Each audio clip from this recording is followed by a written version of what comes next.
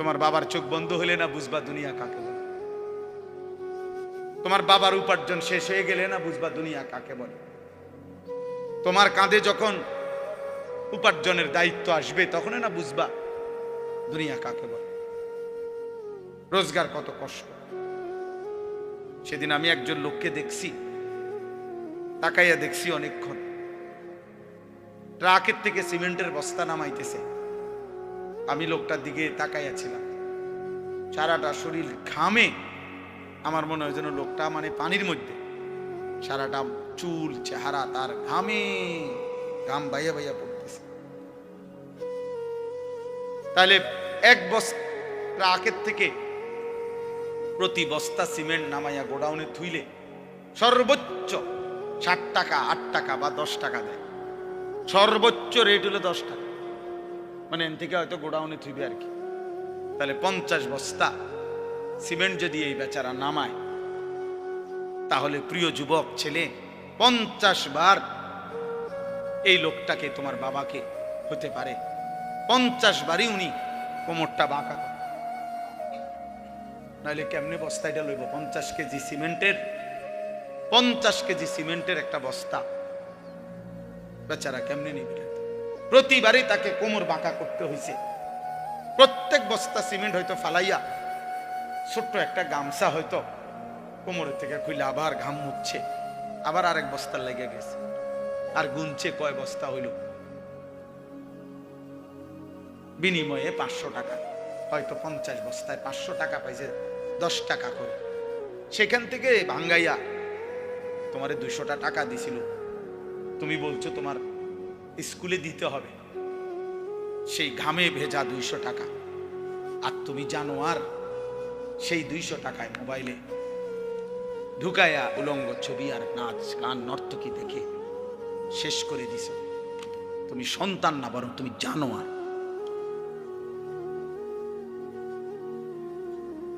তুমি সন্তান, তুমি মানুষ না, বরং তুমি কুত্তা, তুমি জানোয়ার। তুমি জানো না তোমার বাবার এই 100টা টাকার পিছনে কতগুলো ঘাম ঝরছে, বেঁচে কতগুলো ঘাম ঝরছে।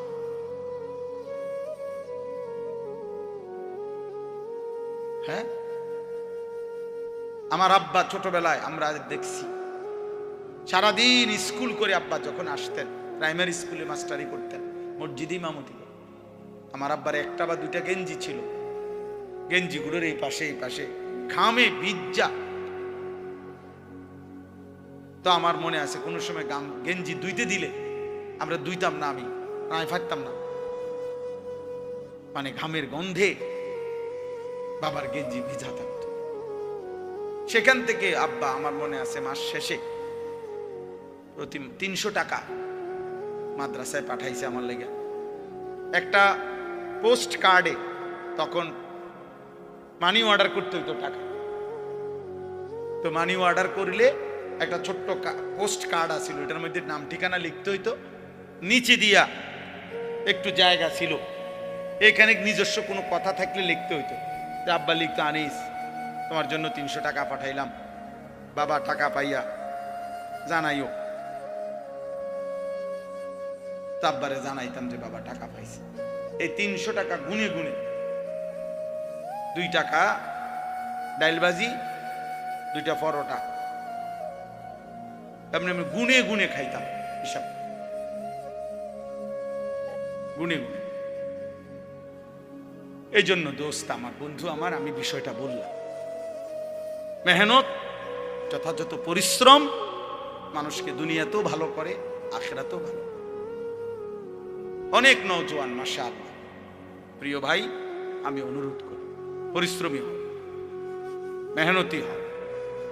এমন সুন্দর জীবন, সুস্থতা, এমন সুন্দর যৌবন, এই শুধু শুধু নারী দেখে দেখে অনা, এটা মিলে যাবে না। এই যে মহিলারে তুমি রাত দিন মোবাইলে দেখো, এগুলা পাইবা তো, তোমার একজন বিবি হবে, তোমার একজন স্ত্রী হবে। আর যেটা চাচ্ছ মনে, এটা পূরণ হবে। এই পৃথিবীর লাখ লাখ কোটি কোটি মানুষ স্বামী স্ত্রীর মিলনে এরপরেই এই মানব প্রজন্ম এখানে আসছে। আজ এটা তোমারও হবে। এটার জন্য অল্প বয়সে কুত্তার মতো হওয়া, চরিত্রহীন লম্পট, যে রাত দিন নারী দেখে, ছবি দেখে, জিনা ব্যভিচারের দৃশ্য দেখে, এমন নিকৃষ্ট জানোয়ার হওয়ার কোনো দরকার নেই। এটা এমনি মিলবে। বিয়ে শাদী তো স্বাভাবিক বিষয়, স্বামী স্ত্রী, নারী পুরুষের মিলন, তো আল্লাহ তাআলার কুদরতি নিজাম। আল্লাহ বলছে আমি এটা ব্যবস্থা করে রাখছিলাম, যথা সময়ই পৌঁছে যাও। সময়ের আগে এক লোকমা খাবারও পৌঁছে। আমরা কিতাবে পড়ছি, কিতাবের মধ্যে আছে, আমরা পড়ছি যে হে আল্লাহর বান্দা, তোমার লোকমা যদি, তুমি আসো জমিনে, আর তোমার একটি লোকমা যদি পাহাড়ের উপরেও থাকে, তো নিশ্চিত মনে রেখো, ইয়াকিন, পাহাড়ের উপরের ওই লোকমাটাই তোমার মুখে পৌঁছবে। আর আল্লাহর ওলিরা বলেন, যদি হে আল্লাহর বান্দা, তুমি মুখের কাছে দুই ঠোঁটের সামনে নিয়ে আসছো লোকমা, কিন্তু যদি সেটা তোমার ফয়সালাতে না থাকে, খোদার কসম ওই লোকমা তোমার ভিতরে ঢুকবে না। যেটুকু বরাদ্দ ওইটা যদি পাহাড়েও থাকে, সেখান থেকে নেমে আসবে। যেটা বরাদ্দ নাই, সেটা ঠোঁটের কাছে থাকলেও সেটা কি হবে না, মিলবে না। অতএব আমাদের জীবনের এটা বড় বুঝা উচিত। আমি বেশি আফসোস করি যে ছেলেরা, বাবা কেন বুঝতেছো না যে তুমি তোমারে চিনলা না কেন? কমপক্ষে ডানে বামে তাকাইও না, এই সমাজের কারো দিকে তাকাইও না, তোমার দিকে তাকাও তো একটু, যে আমি কি করছি সারাটা দিনে। এটা কি একটা সুস্থ মানুষের কাজ? সারা দিনে আমি বেশি ব্যস্ত ছিলাম। আজকে মাগরিব পর্যন্ত আমার বাচ্চা অসুস্থ ছিল, আর আমি ডাক্তার দেখাইয়া বাসাত রাইখা সুদর্ণপুর আমার শায়েখ আরিফ বিল্লাহ আল্লামা মুফতি মুশতাকুন নবী কাসেমি হযরতের মাদ্রাসায় আমি যাইতে হয়েছে মাগরিবের পর। ওইখানে ইসলাহি মাহফিল, সেইখানে আমি 20 মিনিট বয়ান করছি। এরপরে এখানে আসছি। আমি বারবার যোগাযোগ হইতেছে যে দেরি হয়ে যাইতেছে, বা আমার আরেকটা মাহফিল আছে, সবই ঠিক আছে, কিন্তু আমি মাঝখানে ঠিকই এরপরেও এলিটগঞ্জ পাম্পে আমরা এশার নামাজ জামাতে পড়ে আসছি। মাহফিল যদি কাইতে হইয়া যায়, শীত হইয়া যায়, আমাকে আমার নামাজ তো পড়তে হবে না? শ্রোতা যদি চলেও যায়, আমাকে আমার নামাজ পড়তে হবে না? ওই দেখো, ঠিক ওই দেখো, ওই অপদার্থরে দেখো, ঠিক মতো চোখেও দেখে না, কিন্তু মাগার মোবাইলে এমনি, হ্যাঁ, চোখের লগে লাগাই এলাও, এটা গাম দিয়া কষ্টেপ লাগাই দাও, এই যে আছে এখানে কষ্টেপ। হ্যাঁ হ্যাঁ, না না, লজ্জা, লজ্জা হবে কোন দিন? কোন দিন হবে বলেন? হায়া হবে কোন দিন? তাইলে শিখবে কোন দিন আমার ছেলেরা? সন্তান শিখবে কোন দিন? ফেরাবে কে এদেরকে? কারো। সবাই আমরা, সবাই ভাবতেছেন পাশ কাইটা জায়গা, সবাই ভাবতেছেন মাথা নোয়া জায়গা, সবাই ভাবতেছেন যার যার রুমে ঢুকে গেলে, ঘরে ঢুকে গেলে দরজা বন্ধ করে দিলে নিরাপদ। আল্লাহর কসম, কোন সমাজের মধ্যে যদি জিনা বেড়ে যায়, বেবিচার বেড়ে যায়, নারী ছেলে মেয়ের অবাধ মেলামেশা চলাফেরা যদি বেড়ে যায়, রব্বে কাবার কসম কিতাবে আছে, ওই সমাজের কোন ঘর আর পবিত্র নারী মেলা কঠিন হয়ে যায়। আগামীর প্রজন্ম হয়তো নেককার মেয়ে, চরিত্রবান মেয়ে, সতী সাথী মেয়ে মিলাটা কঠিন হয়ে যাবে যদি জেনা বেবিচার আর পরকিয়া আর হারাম অসভ্যতা এইভাবে ছড়িয়ে যায়। বর্তমান সময়ে মানুষের সবচেয়ে বেশি যেই গুণাটি হচ্ছে, সেটা হলো এই চোখের গুণ। কিসের গুণা বলেন? এই চোখের। দিবা নিশি আমাদের মা বোনেরা বেপর্দা রাস্তায় চলছে, নিজেদের ভিন্ন রকমের অঙ্গভঙ্গি, আর এটা পুরুষ প্রতিনিয়ত দেখছে, অথচ এটা হারাম। মোবাইলে প্রতিনিয়ত কিশোর যুবক ছেলেরা, একটা বয়সী ছেলেরা একেবারে বেসামাল এই বড় মোবাইল ব্যবহার করে রাত নাই দিন নাই সারা রাত নারী ছবি অস্থি দৃশ্য দেখছে। অথচ খোদার কসম এটা একদিন জাহান্নাম ছাড়া আর কিছুই মিলবে। আল্লাহ নবী সাল্লাল্লাহু আলাইহি সাল্লাম বলেছেন, যে ব্যক্তি কোনো নারীর সৌন্দর্য হারাম, যেটা তার দেখার অনুমতি নাই, সে দেখলো, খোদার কসম নবী বলছে কিয়ামতের দিন তার দুই চোখে সীসা জাহান্নামের আগুনে গলাইয়া এরপরে সীসা ঢেলে দেওয়া হয়, সীসা ঢেলে দেওয়া হয়, সীসা ঢেলে দেওয়া। অতএব আপনাদের কাছে অনুরোধ করছি, এই ছোট্ট কথাটা আল্লাহ তাআলা আমাদেরকে বলছেন, ইয়াগুদ্দু মিন আবসারিহিম, চোখ নামাও, চোখ। যুবক ভাই, তোমরা অনেক নওজোয়ান, মাশাআল্লাহ, প্রিয় সন্তান, নিজের উপরে দয়া করো। এই মোবাইলের অব্যাহত নেশা তোমারে ক্ষতিগ্রস্ত করবে। একদিন তুমি দুনিয়াও আগামাতা কিছুই খুঁজে পাবা না, আখেরাত। বয়স্ক বাবা যারা আছেন এখনো 50-60 বছর, অথচ এখনো চা দোকানে, টেলিভিশনে নাটক, সিনেমা, নর্তকীর নাচ দেখার অভ্যস্ত বা অভ্যাস আছে, আল্লাহর ওয়াস্তে চাচা ছেড়ে দেয়। এটা অসভ্যতা ছাড়া এই বয়স আরো বেশি অসভ্যতা। এই জন্য আল্লাহ নবী সাল্লাল্লাহু আলাইহি সাল্লাম স্পষ্ট বলছেন, রাগ হবেন না, নবীজি বলছেন, আল্লাহ নবী সাল্লাল্লাহু আলাইহি সাল্লাম বলছেন, হাসরের দিন আল্লাহ তাআলা ওই বান্দার দিকে তাকাবেন না, আল্লাহ তাআলা তাকে পবিত্র করবেন না, আল্লাহ তাআলা তাকে জাহান্নাম থেকে বাঁচাবেন না। এই কথা বলতে গিয়ে 1 নম্বরে যার কথা বলছে, নবীজি বলছেন যে আশ-শাইখুজ জানি, যে বুড়া ব্যভিচারী। খোদার কসম, বয়স বেশি, বয়স হয়ে গেছে, অথচ এখনো জিনাকার, ব্যভিচারী। আর চোখ দিয়ে ভিন নারী দেখলে এটাও জিনা, হাত দিয়ে ছুঁয়ে দিলে এটাও জিনা, কান দিয়ে শুনলে ভিন নারীর কথা, হারাম কথা, এটাও জিনা, অন্তর দিয়ে কল্পনা করলে এটাও জিনা, লজ্জাস্থান দিয়ে জিনা করলে এটাও জিনা, নবীজি বলছেন। অতএব আল্লাহ নবী সাল্লাল্লাহু আলাইহি সাল্লাম বলছেন, বয়স্ক হওয়ার পরেও যে জিনার অভ্যাস, হারাম নারী দেখার অভ্যাস, বাস্তবে হোক আর মোবাইলে হোক আর টেলিভিশনে হোক আর সাদওয়ানে হোক, এই বদঅভ্যাস যে ছাড়ে নাই, আল্লাহ তাআলা তার দিকে কিয়ামতের দিন তাকাবেন না, আল্লাহ তাকে পবিত্রও করবে না, আল্লাহ তাকে জাহান্নাম থেকে বাঁচাবেও। অতএব দয়া করে জওয়ান কিংবা বৃদ্ধ এবং নারীরা যারা, পরের আয়াতে আল্লাহ বলছেন, ওয়া কুল্লিল মুমিনাত ইয়াগদুদনা মিন আবসারিহিন্না ওয়া ইয়াহফাজনা ফুরুজাহুন্না। আল্লাহ বলছে মুমিন মহিলাদেরকেও বলেন তারা যেন ভিন পুরুষ থেকে তাদের চোখ নামিয়ে রাখে এবং তারাও যেন তাদের লজ্জাস্থান হেফাজত করে। অতএব চোখ হেফাজত করা, হারাম দৃশ্য, হারাম ছবি, অশ্লীল নাচ গান, হারাম নারীর দিকে তাকানো যত মন চায়, বা যদি কলিজা ছিঁড়েও যায়, যদি কলিজা ছিঁড়েও যায়, 1000 লক্ষবারও যদি মন চায়, প্রিয় যুবক আমার, নওজোয়ান সাথী আমার, প্রিয় ভাই আমার, বন্ধু আমার, মুসলমানের সন্তান, তুমি ফিরে আসো। আমি এক বন্ধু অনুরোধ করলাম, এতে করে লাভ কি হবে? যালিকা আজকা লাহুম। কোরআনের এই আয়াতে আল্লাহ বলেন, যদি কেউ এই 2টি কাজ করে, 1 চোখ হেফাজত করে, 2 লজ্জাস্থান হেফাজত করে, আল্লাহ বলেন আমি ওয়াদা দিলাম, আমি তার অন্তর 100% আমি তার দিল পবিত্র করে দেব, 100% পবিত্র। ইন্নাল্লাহা খাবীরুম বিমা ইয়াসনাউন।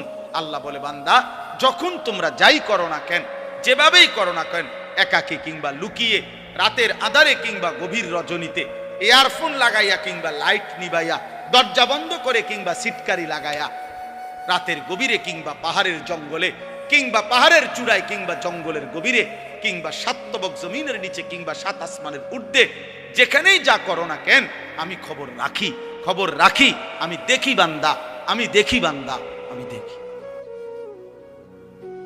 গোবর থেকে দুর্গন্ধই বের হবে, গোলাপ ফুল থেকে সুঘ্রাণই বের হবে।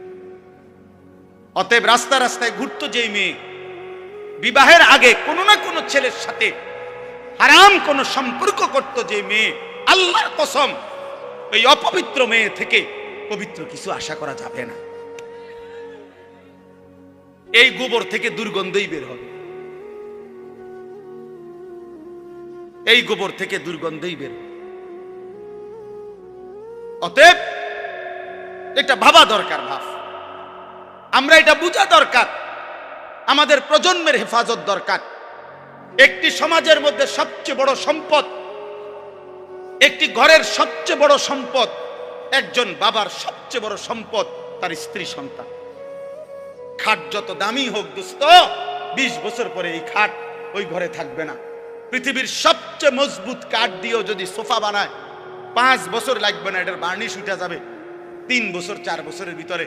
পরবর্তী 20 বছরের ভিতরে ওই ফার্নিচারের নাম গন্ধ ঘরে পাওয়া যাবে না, কারণ এর পরে আরো বহু লেটেস্ট মডেল পৃথিবীতে আসছে, যার কারণে ইডি হালাই দিছে। বুঝেন নাই কথা? এটা মসজিদে যে আগে মোজাইক হইতো, আমি তো দেখছি ছোটবেলা মেশিন দিয়া ছোট ছোট ছোট গুড়া গুড়া পাথরের গুড়া মোজাইক করতো। আর এগুলার মোজাইক আগে ছোট ছোট এলো মেলো পাথরের কঙ্কর, ছোট ছোট পিচি পিচি পিচি না মোজাইক দেখছেন না? কই এখন আসেনি এগুলা। মোজাইক ভাঙ্গা টাইলস লাগা, মানে এমন মসজিদ যেখানে আগে মোজাইক ছিল, কয় না এটি ওনার ভাল লাগে না, আরে উড়াও এটি উড়াও, টাইলস পুরা মসজিদ টাইলস করো, টাইলস করো। পুরাতন গ্রিল বদলাইয়া SS5 এর দরজা গ্রিল লাগানো হয় কিনা বলেন? তাইলে বাবা বলে দুনিয়ার এই আসবাব উপকরণ আমরা যা দুনিয়া সাজাইলাম ঘরের, আল্লাহর কসম এগুলা থাকবে না। আমনে রেখে যাওয়া কাছের ফ্লেট আগামী 10 বছর পরে আর থাকবে না। আপনার রেখে যাওয়া সোফা, ফার্নিচার, খাট, ডাইনিং টেবিল এগুলো থাকবে না। এগুলা বংশধররা ফেলে দিবে, নায়নাতকুররা ফেলে দিবে। কিন্তু আপনি যেই ছেলেটাকে গড়ে গেলেন, আপনি যদি মেয়েটাকে দিন শিখায়া যান, পর্দা শিখায়া যান, ছেলেটাকে আল্লাহর কোরআন শিখায়া যান, খোদার কসম তার প্রতিটা সেজদা মৃত্যু পর্যন্ত ওই বাবা আমার আমল নামার মধ্যে নেকি নিয়ে আসে, কোনো সন্দেহ নেই। আল্লাহর নবী সাল্লাল্লাহু আলাইহি সাল্লামের হাদিস কত শুনছেন আপনারা। ওয়াজে উলামায়ে কেরাম বলে আপনাদেরকে যে মান ক্বারা আল কুরআন ওয়া আমিলা বিমা ফীহি উলবিসা ওয়ালিদাহু তাজান ইয়াউমাল কিয়ামা। আল্লাহর নবী সাল্লাল্লাহু আলাইহি সাল্লাম বলেন, যে কোরআন পড়লো, কোরআন অনুযায়ী জীবন চালাইলো, ওই ব্যক্তির মা বাবাকে কিয়ামতের দিন নূরের মুকুট, আলোকিত মুকুট পরিধান করানো। নবীজি বলছে তাহলে ভাবো তো, যদি বাবা মাকে এই মর্যাদা দেওয়া হয়, তাহলে যে কোরআন পড়লো সরাসরি, যে নিজে আমল করলো, ফামা যান্নুকুম বিল্লাযী আমিলা বিহাযা, তাকে আল্লাহ কি পুরস্কার দিবে? যে কোরআন পড়ছে, যে কোরআন আমল করছে। বাপ মারে যদি আল্লাহ সম্মান দেয়, তো হাফেজে কোরআনকে কি দিবে? আলেমে দ্বীনকে আল্লাহ কি দিবে?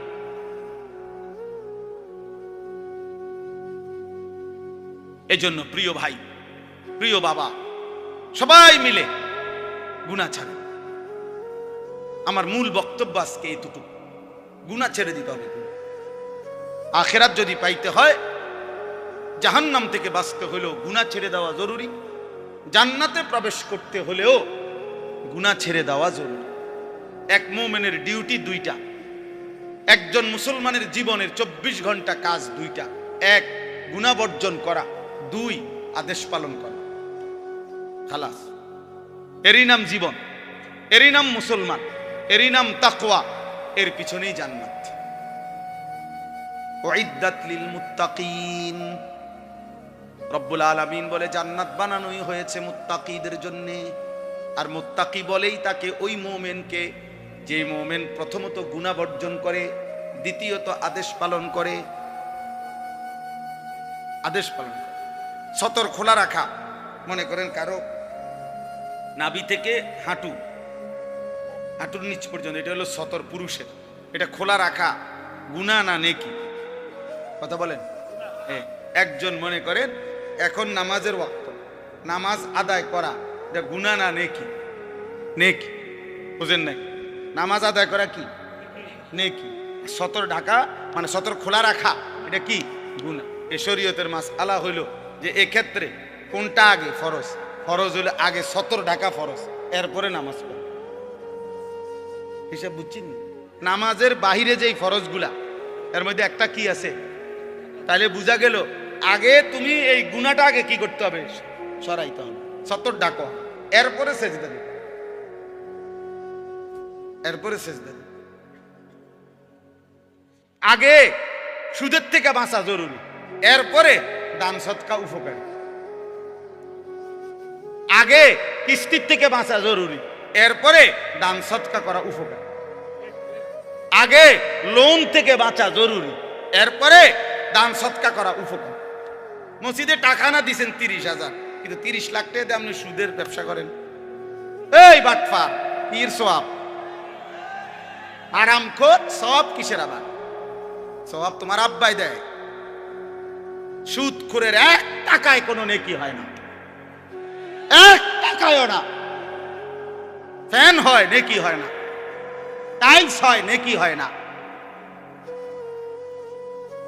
নেকি ইমাম সাহেব দেয় না, ইমাম সাহেব শিক্ষা দিলে হইতো না।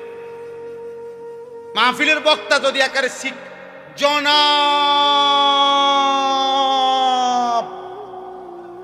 অমুকে অমুক 30,000 মার হাবা, আবারে মার, যা ফারস মার, তারে তেহা দিল কেন, মার কন্যা। ফেরেশতা বলবে আল্লাহ সুদের টাকা, আল্লাহ বলবে বাদ দাও, আলাই দাও, তেহা লই এলা খেরা, কিন্তু তুমি লেখো না, নেকি লেখো। টাকা নেওয়া যায়, বলে নেয় কেন? হ্যাঁ নেওয়া যায়, এইটাও কথা। আপনি হয়তো বলবেন আরে এরপরে হুজুর আপনারা নেন কা, টাকা নেওয়া যায় কিন্তু নেকি হবে না। এইটাই এখন বুঝাইছিলাম ওই নুরুন নবী ভাইরে, আমার গাড়ির ছিল। এটা জরুরি বিষয়। নেকি হবে না, নেকি হইতে হইলে হালাল হইতে হবে। দুনিয়াবি লেনদেন করা এটা ভিন্ন মাসআলা। আপনি যদি না বুঝেন আপনার আলেম থেকে বুঝে নিয়ে, কিন্তু বুঝাইতে চাচ্ছি এটা জরুরি। বাপ গুনাহ ছেড়ে দাও। তাহলে আগে জরুরি কি বলেন? আমি কথা শেষ করে ফেলবো এখন। আগে জরুরি কি?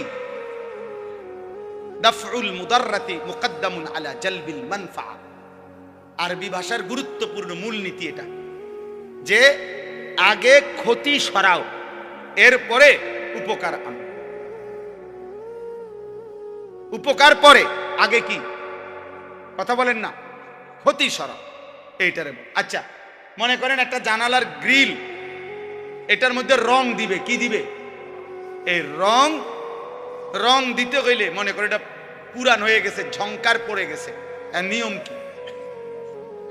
আগে ঝংকার ফেলতে হবে না আগে রং দিতে হবে?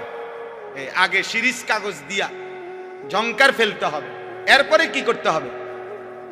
আগে ক্ষতি সরাও, আগে গুনাহ ছাড়ো, এরপরে সেজদা দাও। এক সেজদা আল্লাহর আরশ ছুঁয়ে যাবে। একবার জমিন থেকে আল্লাহ ডাক দিবা, রবের আরশ কাঁপাও। শর্ত কি? গুনাহ ছেড়ে, গুনাহ ছেড়ে, গুনাহ ছেড়ে। আরো বাংলা উদাহরণ দেই, আমরা বাঙালি উদাহরণ আছে।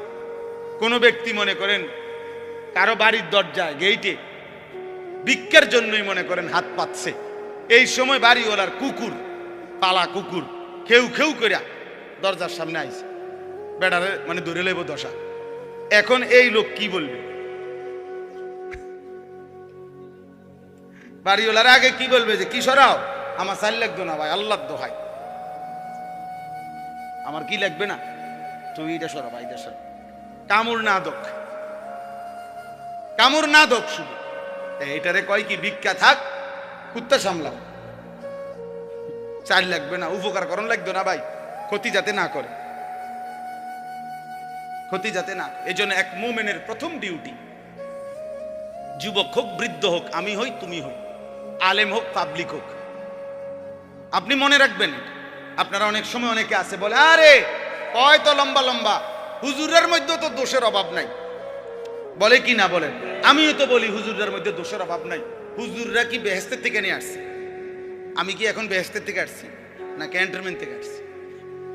ময়নামতি সাহেবের বাজার আমার বাসা, আমি কোনো বেহেশতের থেকে আসছি? মানে আপনি যদি মনে করেন কোন হুজুরেরও দোষ আছে, হ্যাঁ হ্যাঁ, তো আপনি আমার জন্য দোয়া করেন, আমরা আপনাদের জন্য দোয়া করি না? কথা বলেন না কেন? তো আপনারা আমার জন্য দোয়া করবেন যে আল্লাহ ওনারও গুনাহ থেকে বাঁচান, ওনারও আল্লাহ আপনি নেক আমলের তৌফিক দেন। আমি আপনার কাছে দোয়া প্রাপ্য না? কথা বলেন না কেন? তো তাইলে অসুবিধা কি? এটা কিন্তু সূক্ষ্ম ধোঁকা, সূক্ষ্ম ধোঁকা। আপনি চোখের সামনে দেখতেছেন আমরা দুইজন, তো এখন আমি পড়ে গেছি পানিতে, তো এরপরে আপনার দায়িত্ব এটা, আর আমি থাইকে লাভ কি? এটাই তো কথা। এটা কোনো বুদ্ধিমান করবে? এটা আমার সাথী আগুনে পুড়ে গেছে, আর আমি আর হুজুরে জেনে আগুনে ফিরে গেছে, তো আর আমি পাবলিক থাকতে কিনবো, আমরাও আগুনে পুড়ে যাই, এটা নিয়ে নিয়ম। তো যদি মনে করেন আমি ভুলে করে ফেলছি, যদি মনে করেন আমি গুনাহ করছি, যদি মনে করেন আমি হারাম করছি, এই বলে কি আপনিও হারাম করবেন? এটা জরুরি। গুনাহ ছেড়ে দেন। এই আজকের মূল বক্তব্য এটা, গুনাহ ছেড়ে দেন। এক মুমিন প্রথম কি ছেড়ে দিতে হবে? গুনাহ ছেড়ে দেন। বিষয়টা কঠিন হইল, এটা আমাদের আল্লাহর আদেশ। আর আল্লাহর আদেশের উপরে কঠিন না সহজ, পারতেছি না এত কথা বলার কোনো সুযোগ নাই। আপনার যদি মন নাও চায়, আপনার যদি বিবেকে নাও চায়, আপনার যদি কলজাটা ফাইটাও যায়, তারপরেও আপনি আল্লাহর হুকুমের জন্য গুনাহ ছাড়তেই হবে। কার হুকুম এটা? আমার মালিক। বসে আদেশ করছে, অতএব অনেক সময় অনেক কাজ ভাল লাগতেছে না, তারপরও অধীনস্থ কর্মকর্তা তার বসের আদেশ মন না চাইলেও পালন করতে হবে।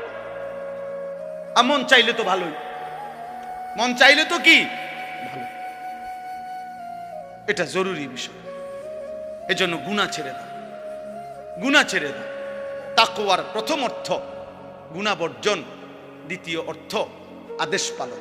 আর আল্লাহ এটাই বলছি, ইয়া আইয়ুহাল্লাযীনা আমানুত্তাকুল্লাহ, ইয়া আইয়ুহাল্লাযীনা আমানুত্তাকুল্লাহ। কোরআনুল কারীমে প্রায় 7 বার এই কথাইটা আল্লাহ বলছে, হে ঈমানদার, ইত্তাকুল্লাহ, ইত্তাকুল্লাহ, ইত্তাকুল্লাহ, ইত্তাকুল্লাহ, ইত্তাকুল্লাহ, ইত্তাকুল্লাহ, ইত্তাকুল্লাহ।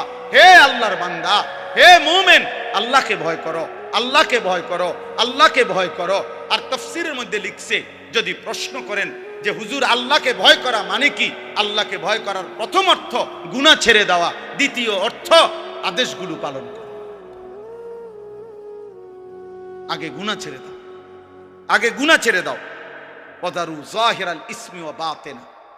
আল্লাহ বলছে প্রকাশ্য গোপন সব গুনাহ ছেড়ে দাও। নবীজি বলছেন, রাসূলুল্লাহ সাল্লাল্লাহু আলাইহি ওয়াসাল্লাম বলছেন, ইয়াকুম ওয়াল কাযিব, মিথ্যা বলা ছেড়ে দাও। আলাইকুম বিসসিদক, নবীজি বলছে সত্য বলাকে জীবনের জন্য গ্রহণ করে নাও। অতএব দয়া করে এটা বুঝতে হবে। এই আয়াতটা এবার আসেন, আমি যেই পড়ছি সূরা নূর 18 নম্বর পারা, কোরআনুল কারীমের 24 নম্বর সূরা 30 নম্বর আয়াত, এই একটি আয়াতের এবার তর্জমা বললে আমার কথা শেষ।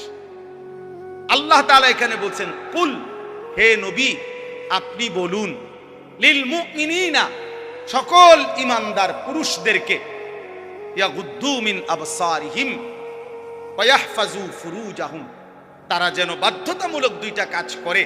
এক, তারা যেন সকলেই তাদের চোখ ভিন নারী, হারাম ছবি, হারাম দৃশ্য থেকে চোখ যেন নিচে নামায়। ওয়া ইয়াহফাজু ফুরুজাহুম, এবং সমস্ত ঈমানদার পুরুষদেরকে বলেন তারা যেন তাদের লজ্জাস্থানের হেফাজত করে। কোনো জিনা, কোনো ব্যভিচার, হাতের নাপাক ব্যবহার, কোন রকমের অসভ্যতা, নারী পুরুষ, পুরুষ পুরুষ, যেই কোন রকমের অপকর্ম নিজের লজ্জাস্থান দ্বারা যেন না করে, লজ্জাস্থান যেন হেফাজত করে এবং চোখ যেন নিচে নামে।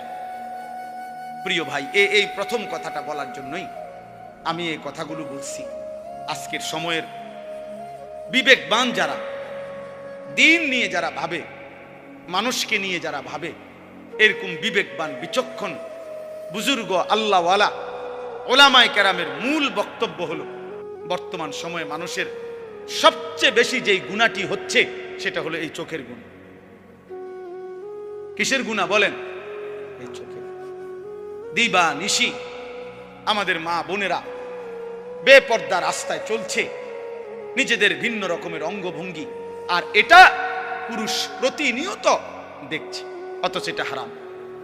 মোবাইলে প্রতিনিয়ত কিশোর যুবক ছেলেরা, একটা বয়সী ছেলেরা একেবারে বেসামাল এই বড় মোবাইল ব্যবহার করে রাত নাই দিন নাই সারা রাত নারী ছবি অস্থি দৃশ্য দেখছে, অথচ খোদার কসম এটা একদিন জাহান্নাম ছাড়া আর কিছুই মিলবে না।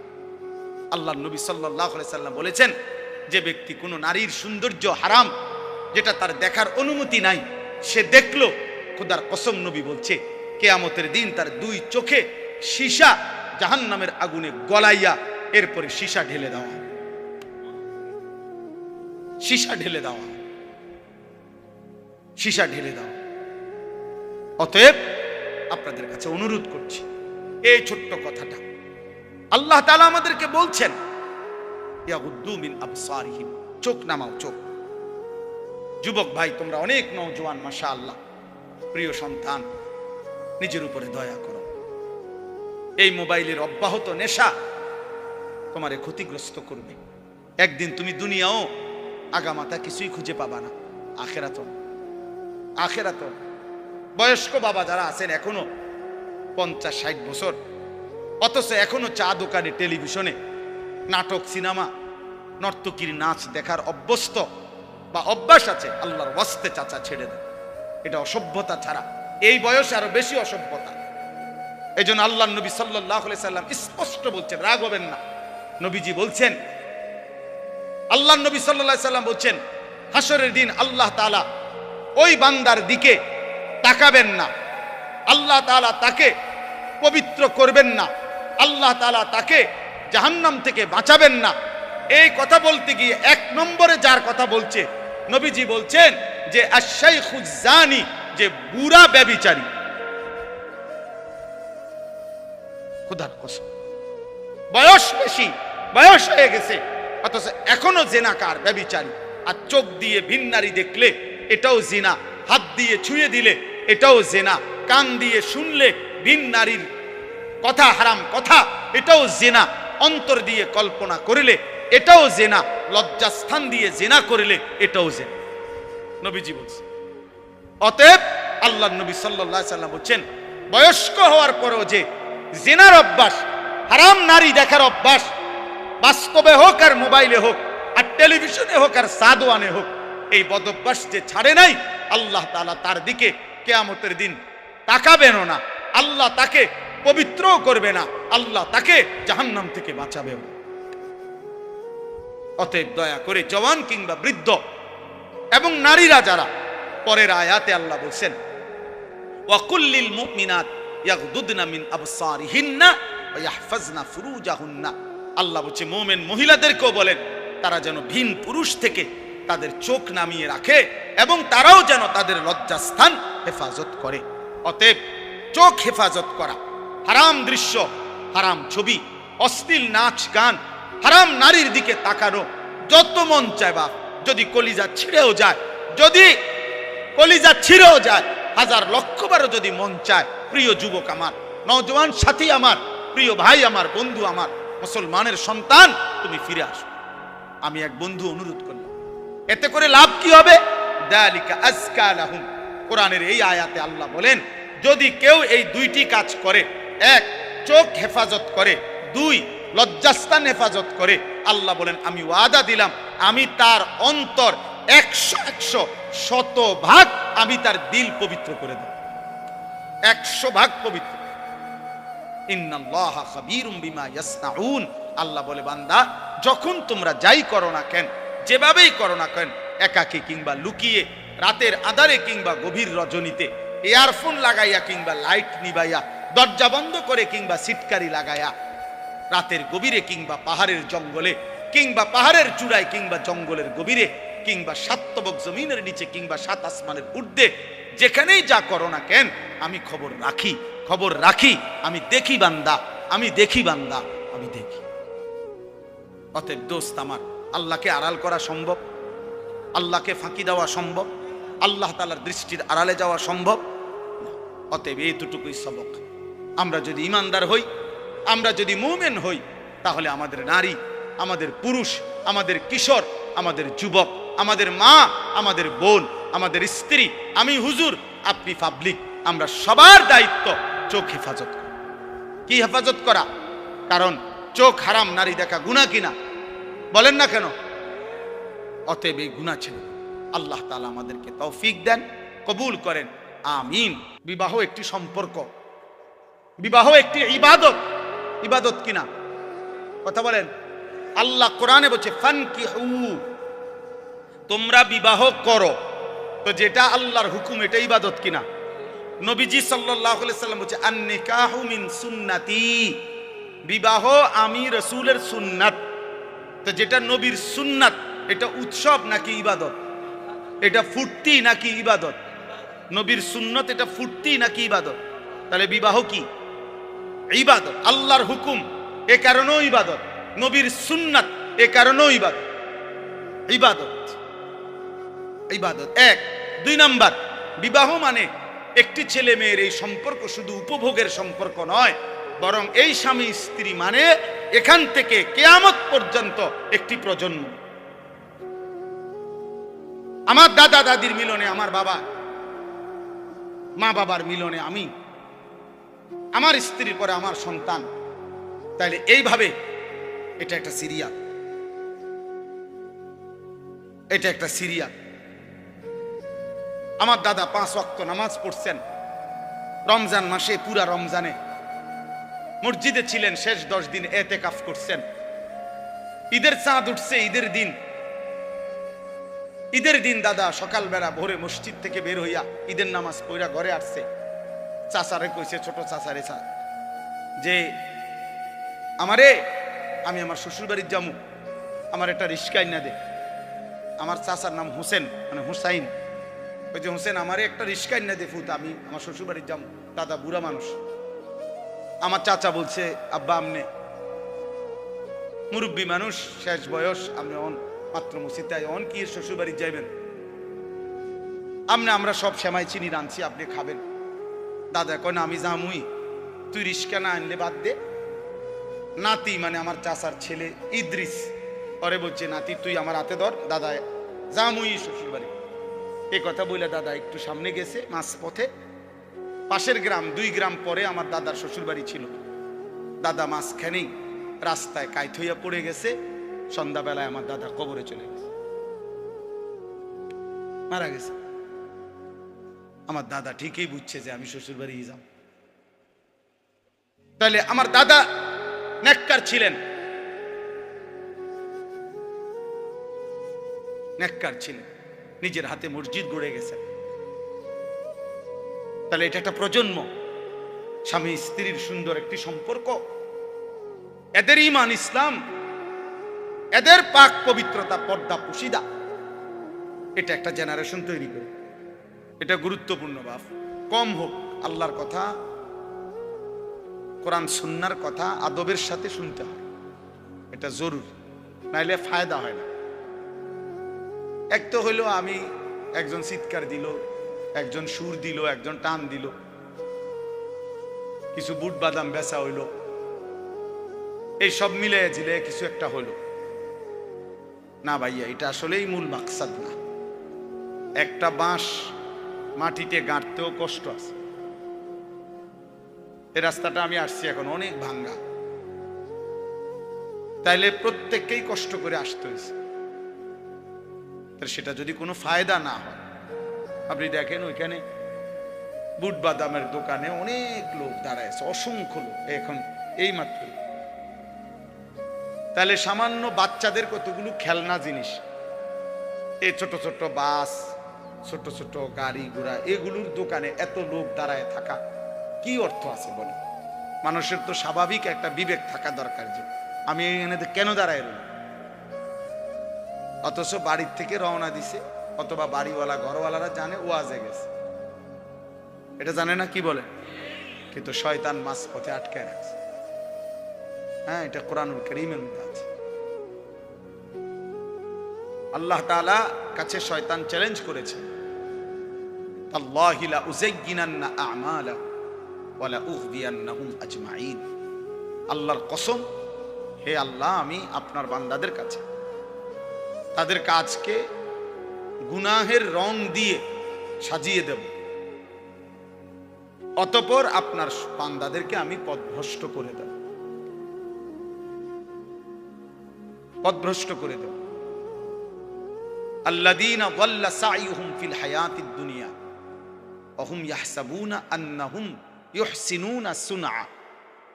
কোরআন শরীফে আছে, আল্লাহ বলেন অসংখ্য ক্ষতিগ্রস্ত বান্দা আছে এমন, দিন রাত তারা তাদের পরিশ্রম কর্মকাণ্ড কাজকর্মের দ্বারা ভাবতেছে অনেক ভালো কিছু করছে। আল্লাহ বলেন অথচ আসলে তারা ধোঁকা খাচ্ছে, বরং পথভ্রষ্ট হচ্ছে, নিজেদের সমস্ত আখিরাত খাসারা বরবাদ করছে, বরবাদ করতেছে। আফামান যুগিনা লাহু সুউ আমালিহি ফারাআহু হাসান, এটাও কোরআন শরীফের আয়াত। আল্লাহ তাআলা বলেন যাকে তার গুনাহ, তার নাফরমানির কাজটাকে তার কাছে খুব সুন্দর করে দেয়া হয়েছে, আর সেটাকে মনে করতেছে ভালো কাজ, অথচ আসলে শয়তান তার নিকটে গুনাহকে সুন্দর করে সাজিয়ে দিছে, সাজায় দিছে। এই জন্য বাপ আমরা এটা বুঝা উচিত। আরবিতে বলা হয় কালিমাতু হাক্কিন উরিদা বিহাল বাতিল, কথা সত্য মতলব খারাপ। অর্থাৎ অনেক সময় এমন হয় যে কথা তো সুন্দর কিন্তু ভেতরের উদ্দেশ্য খারাপ। এজন্য অনেক কিছু তো আমাদের কাছে মনে হয় এটা করলে খুব সুন্দর হবে, কিন্তু এর দ্বারা উদ্দেশ্য ভিন্ন। এই জন্য দেন একটু আগায় দেন, একটু একটু করে। আরে আপনি কথা বলেন, আসতে বলেন। মানুষের আগাইবার কথা কই এত ধমক দিলে তো আর হইতো না। নিজের বসা নিজে বসেন, দেন একটু একটু আগায় দেন। মানুষ একজন বসতে এত আগালো কি দরকার? জি মাশাআল্লাহ। চলেন, 2 নাম্বার কথা হলো ভাইয়া, আমার প্রিয় ছোট ভাই হাফিজ মাওলানা আতিকুর রহমান আশরাফ, আমি আইসেই শুনতেছি বলতেছে, এই মাত্র সে বলছে এটা আপনাদের কাছে। আমি আবার বললাম ছেলেরা, ভাইয়া একটা ছেলে মোবাইল হাতে ধইরা ভিডিও বা রেকর্ড করবা না, আমি নিষেধ করলাম। আর একটা মোবাইলও ধরে রাখবে, আমি নয়তো উঠাই দেবো তোমার দোস্ত, তুমি উঠে যাইতে হবে এখান থেকে, এরপরে ধমক দিলে লজ্জা পাইবা। আমি আগেই বলছি, আমি ব্যক্তিগতভাবে কোনো প্রার্থী না, নির্বাচনের কোনো জনসভার জন্য আসিনি। আমার একটা মার্কা আছে, সবাই একটু খেয়াল রাখেন না, কোনো মার্কা নাই। কথা বুঝছেন কিনা? আমি কোনো প্রার্থী না, এটা কোনো নির্বাচনী জনসভা। অল্প একটু সময় আল্লাহর কথা বলা, আখিরাতের কথা মনে করায় দাও। ওয়াজের মূল মাকসাদ কি? মূল মাকসাদ আত-তারগীব ওয়াত তারহিব। অর্থ হলো জান্নাতের কাজের প্রতি উৎসাহিত করা, জাহান্নামের কাজের প্রতি ভয় প্রদর্শন করা। আত-তারগীব মানে হলো উৎসাহিত করা, আত-তারহিব মানে হলো ভয় প্রদর্শন করা। এটাই মূল ওয়াজ, মূলত মাকসাদ এটাই, যে আখিরাতের দিকে, জান্নাতি কাজের দিকে আপনাকে উৎসাহিত করলাম, আর জাহান্নামী কাজের দিকে ভয় প্রদর্শন করলাম, ভয় প্রদর্শন করলাম। এটাই মূল বিষয়। এই জন্য দয়া করে অল্প একটু সময় আমরা মনোযোগ দিয়ে শুনলে ফায়দা। মোবাইল নিয়ে সারাক্ষণ, আমি এখানে নামছি এই মাত্র গাড়িতে, পুরাটা জায়গা আমরা খেয়ালও করি নাই, ড্রাইভারও বুঝে নাই, মানে পুরা কাদা। আমি কাদার মধ্যে পাও ডাইবা গেছে, আমি আপনার লুঙ্গি সহ জামাটা উঠাইতেছি, আর ওই অপদার্থ এটারে ভিডিও করতেছি। তাহলে মানুষ কি পরিমাণ, ছেলেরা কি পরিমাণ বিকৃত মস্তিষ্ক, কি পরিমাণ প্রতিবন্ধী আপনি বেরোন। একটা জলজ্জান্ত বাস উড়ে যাচ্ছে, হাজার হাজার লোক ভিডিও করতেছে। একটা জলজ্জান্ত মানুষ পানিতে ডুবে যাচ্ছে, হাজার হাজার মানুষ ভিডিও করতেছে। এই হলো প্রজন্মের এখনকার হালাত, এখনকার জেনারেশনের হালাত হলে। এই কয়েকদিন আগে নোয়াখালীতে অনেকেই শুনছেন, একজন প্রবাসীর পরিবারের 7 জন একটা মাইক্রোজে পানি পড়ে গেছে, শুনছেন না, মারা গেছে। যে ওই লোকের একটা সাক্ষাৎকার দিছে, আমি নিজে শুনছি, বেচারা কানতে কানতে বলছে যে আমি মাইক্রোটা যখন পানি পড়ে গেছে, শত শত মানুষ আসছে পুকুরের পারে, আমি প্রত্যেকের কাছে কাকতি মিনতি করছি, অনুরোধ করছি, কেউ একটু নামলো না পানিতে, যে চেষ্টা করলো না। সকলেই শুধু মোবাইল দিয়ে ছবি ওঠে। আল্লাহর কসম সে বলছে, সে আফসোস করছে। তা আমি একটা ছেলেকে বললাম এখন যে, আরে ভাই তুমি তো আগে আমার ধরো যে আমি কোনো পড়ে যাই কিনা বা কাদা, তুমি তো আগে এইটা সেভ করো না, তোমার আগে দরকার মুসাফা করতে, বুঝলে আঞ্জা দিয়ে ধরলে তুই। এটা দোস্ত নতুন জেনারেশন, তোমরা বুঝা উচিত ভাই, বুঝা উচিত। একটা মোবাইল যদি জীবনের সবকিছু হয়ে যায় 24 ঘন্টা, এই জীবন সামনে আগাবে না। আখেরাত তো পরের বিষয় ধরলাম, দুনিয়াও বেশি দিন টিকবে, দুনিয়াও বেশি দিন টিকবে। গাফলত কোন মানুষকে, গাফেল মানুষ দুনিয়াতেও কোনো উন্নতি করতে পারে না, আখেরাতেও না। অমনোযোগী, অবহেলা, খামখেয়ালি, কাজের প্রতি নিষ্ঠা নাই, আগ্রহ নাই, পরিশ্রমের মানসিকতা নাই, ওই মানুষ দুনিয়াবি বাজার, ব্যবসা, লেনদেন, নিজের দুনিয়ার কাজেও ভালো করতে পারে। আমার আপনারা সবাই বুঝবেন, দেখেন, জিজ্ঞাসা করে, যেই দোকানদার কোন কাস্টমার যদি 3 বার 4 বার আইসা দেখে, মনে করেন এক সপ্তাহের মধ্যে উনি 3 বার আইসে এই দোকানে, আইসা 3 বারই দেখছে দোকান বন্ধ অথবা দোকানদার নাই, এরপরে সে পরবর্তী 6 মাসেও আর কোনোদিন এই দোকানে আসবে না। দেখেন, সে বলবে যে এনে দোকানদার থাকে না, আর বলা যায় না এটা বন্ধও থাকতে পারে, এই শেষ, মানে তার ব্যবসা শেষ, সে আর দাঁড়াইতে পারে না। এই জন্য এটা একটা নিয়ম, কাজের প্রতি নিষ্ঠা থাকতে হবে। এত বেশি পরিমাণ গাফেল, সারাক্ষণ হাসি, সারাক্ষণ মজা, দুষ্টামি, সারাক্ষণই মোবাইল নিয়ে ব্যস্ত থাকা, এ তো গাফলত ভাই, এ তো গাফলত, খামখেয়ালি। আর গাফেল মানুষ দুনিয়াতেও কোনো ভালো কিছু করতে পারে না, আখেরাতেও। ও আপনাদেরকে হঠাৎ আমি শুনলাম শুনাইতেছে আমার ওয়াজের 21 বছরের কথা। আমার 21 বছর এক এক দিন আমি কেমনে পার করছি এক মালিক যা। গত 2 রাত আমি টোটালি ঘুমাই, বৃহস্পতিবার রাতেও না, শুক্রবার রাতেও। পাবনা থেকে আমি আসছি সকালবেলা, সকাল 7টায়, বয়ান করছি 1.25 ঘন্টা, ফেরি পার হইতে লাগছে মোট 8 ঘন্টা। তাইলে এজন্য দোস্ত বুঝাইতে চাচ্ছি, কাজের প্রতি নিষ্ঠা থাকতে, আন্তরিকতা থাকতে। দুনিয়াতেও কেউ যদি ভালো কিছু করতে, এই আজকে যারা বড় বড় শিল্পপতি, দুনিয়ার লাইনে বড় বড় পয়সাওয়ালা, দেখবা যে হালাল হারাম পরে, কিন্তু কমপক্ষে সে যে এই পর্যায়ে গেছে, হালাল হোক হারাম হোক, সে যেটা বুঝছে এটার উপরে সে সর্বোচ্চ দিন রাত মেহনত করছে। তার দিবানিশির মেহনত, পরিশ্রম, মাথার ঘাম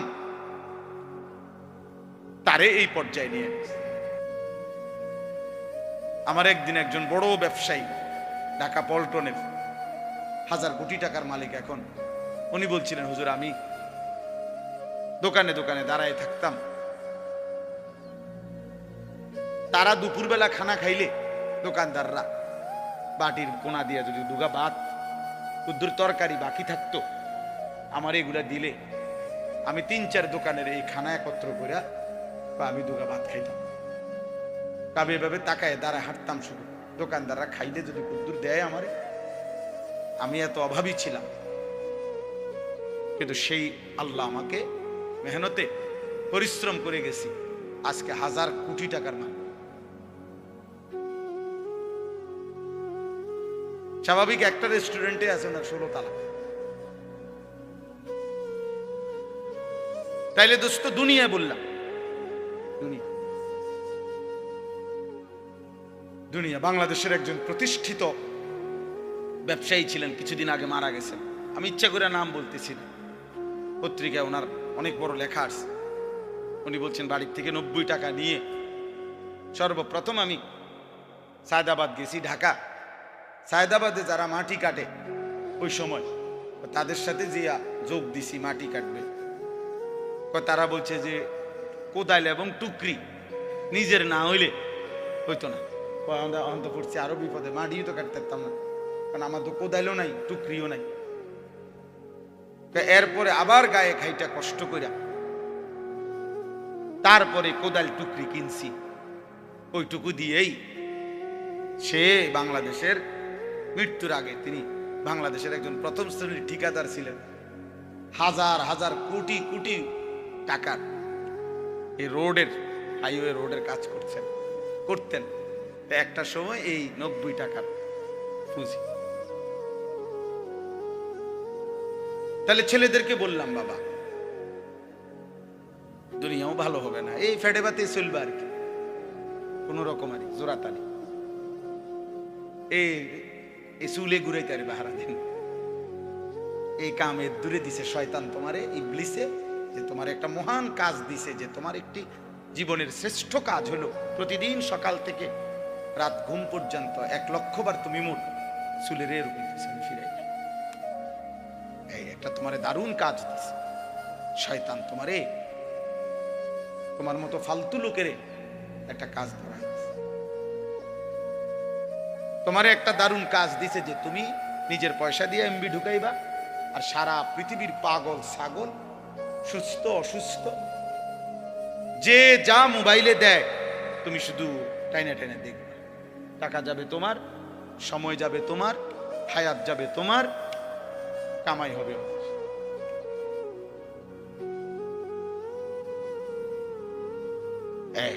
তোমারে বুদ্ধি দিয়ে যে যেমনে পারো টাকা ব্যবস্থা করবে তুমি বাপের টাকা চুরি করো, নয়তো মায়ের টাকা চুরি করো, নয়তো স্কুলের টিফিনের টাকা বাঁচায় রাখো, নয়তো যেভাবে পারো।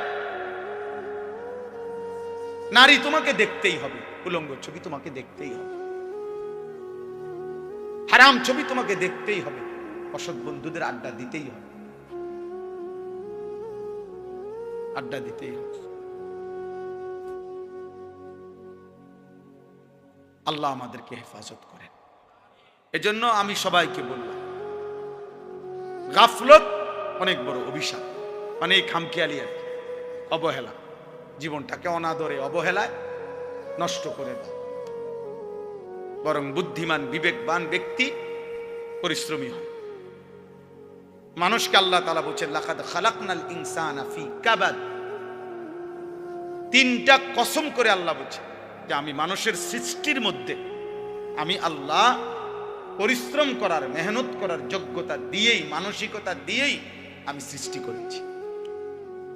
এই ফি কাবাদ অর্থ আমি আল্লাহ তাআলা মানুষকে মেহনত করার মানসিকতা, যোগ্যতা দিয়েই লাকাদ খালাকনাল ইনসানা, আমি মানুষকে সৃষ্টি করেছি।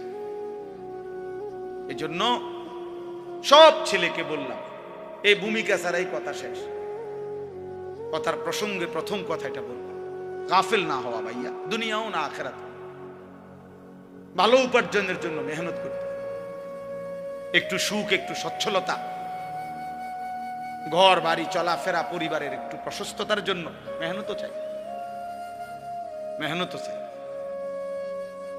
আপনি ঘুমের থেকে উঠে জমিদারি করবেন, এ কয়দিন তাফালিং,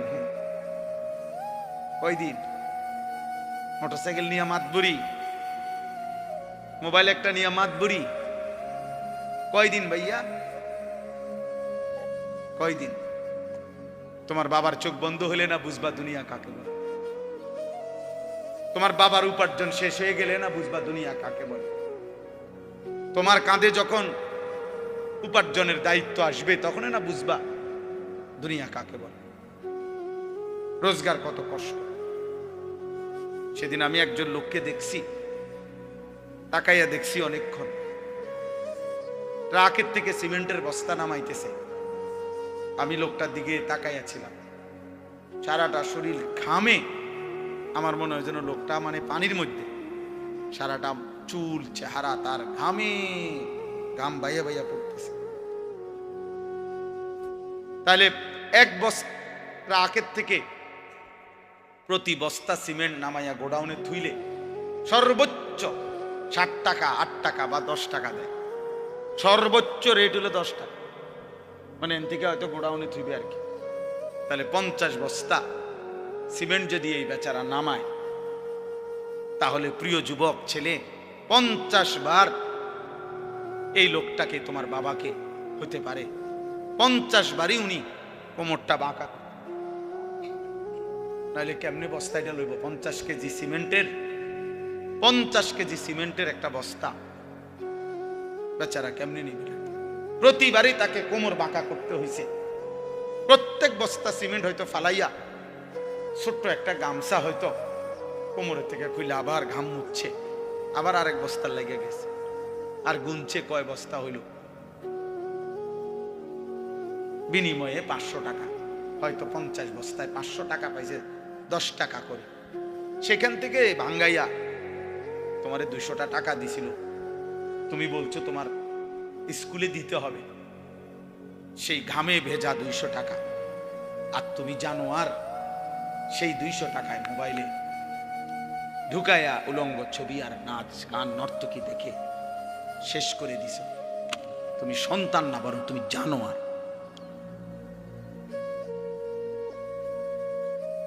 তুমি সন্তান, তুমি মানুষ না, বরং তুমি কুত্তা। তুমি জানো আর। তুমি জানো না তোমার বাবার এই 100টা টাকার পিছনে কতগুলো ঘাম ঝরছে, কতগুলো ঘাম ঝরছে।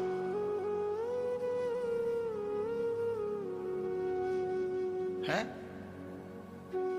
আমার আব্বা ছোটবেলায় আমরা দেখছি সারাদিন স্কুল করে আব্বা যখন আসতেন, প্রাইমারি স্কুলে মাস্টারি করতেন, মসজিদে ইমামতি। আমার আব্বার একটা বা দুইটা গেঞ্জি ছিল, গেঞ্জিগুলোর এই পাশে এই পাশে ঘামে ভিজা। তো আমার মনে আছে কোনো সময় গেঞ্জি ধুইতে দিলে আমরা ধুইতাম না, আমি ফাটতাম না, মানে ঘামের গন্ধে বাবার গেঞ্জি ভিজা থাকত। সেখান থেকে আব্বা, আমার মনে আছে, মাস শেষে প্রতি 300 টাকা মাদ্রাসায় পাঠাইছে আমার লেগে। একটা পোস্ট কার্ডে তখন মানি অর্ডার করতে হইতো টাকা, তো মানি অর্ডার করলে একটা ছোট্ট পোস্ট কার্ড আছিল, এটার মধ্যে নাম ঠিকানা লিখতে হইতো, নিচে দিয়া একটু জায়গা ছিল, এখানে নিজস্ব কোনো কথা থাকলে লিখতে হইতো। আব্বা লিখতো, আনিস তোমার জন্য 300 টাকা পাঠাইলাম, বাবা টাকা পাইয়া জানাইও।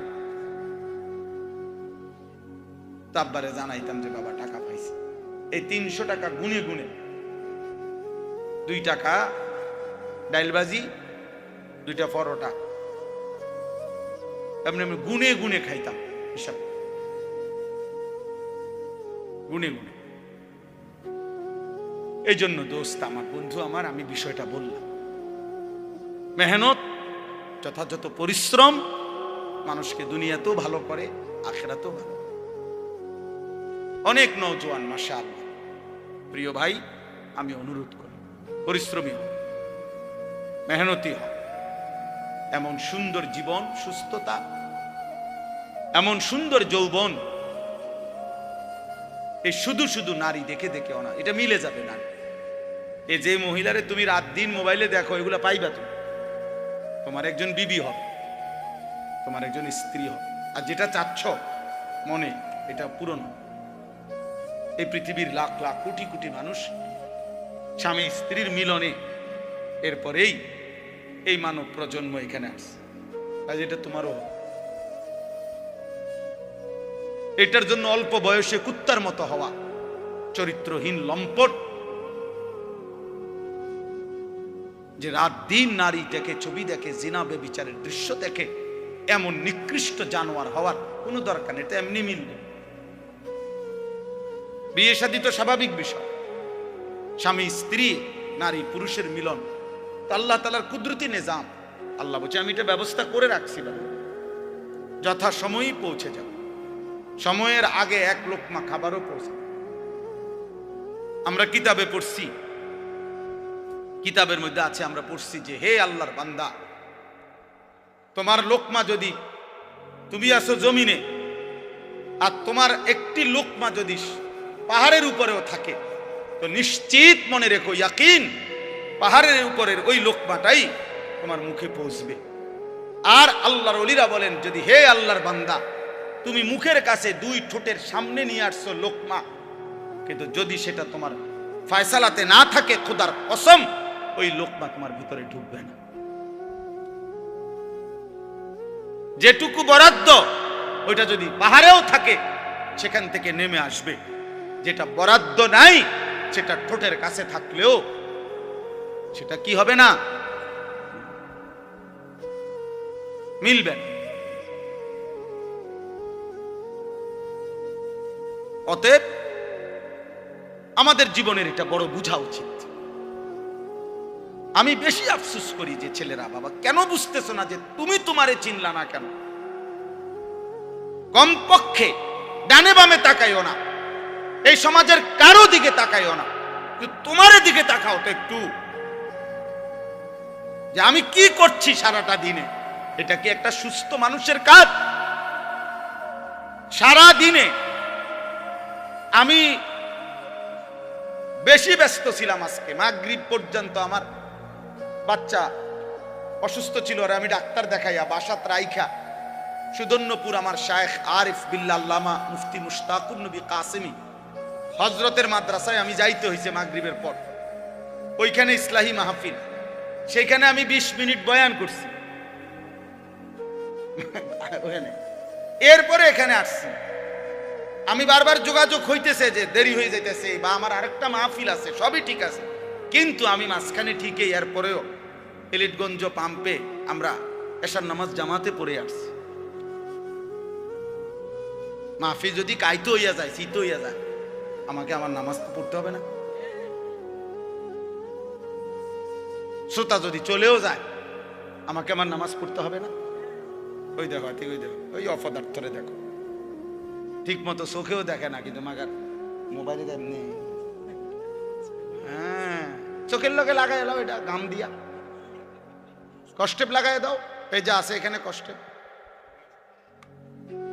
হ্যাঁ হ্যাঁ, না না, লজ্জা, লজ্জা হবে কোন দিন?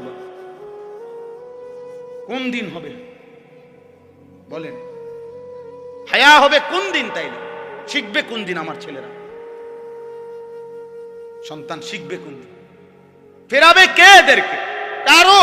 সবাই আমরা, সবাই ভাবতেছেন পাশ কাইটা জায়গা, সবাই ভাবতেছেন মাথা নোয়া জায়গা, সবাই ভাবতেছেন যার যার রুমে ঢুকে গেলে, ঘরে ঢুকে গেলে দরজা বন্ধ করে দিলে নিরাপদ।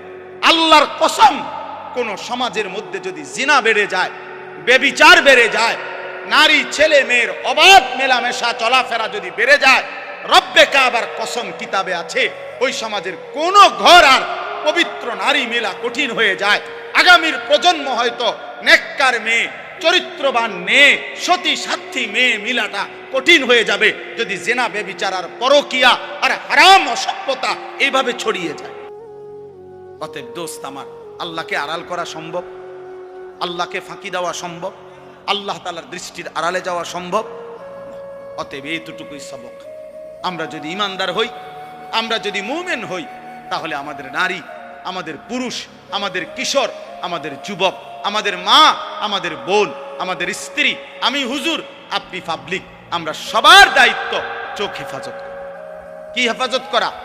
কারণ চোখ হারাম নারী দেখা গুনাহ কিনা? বলেন না কেন? অতএব এই গুনাহ ছেড়ে আল্লাহ তাআলা আমাদেরকে তৌফিক দেন, কবুল করেন, আমিন।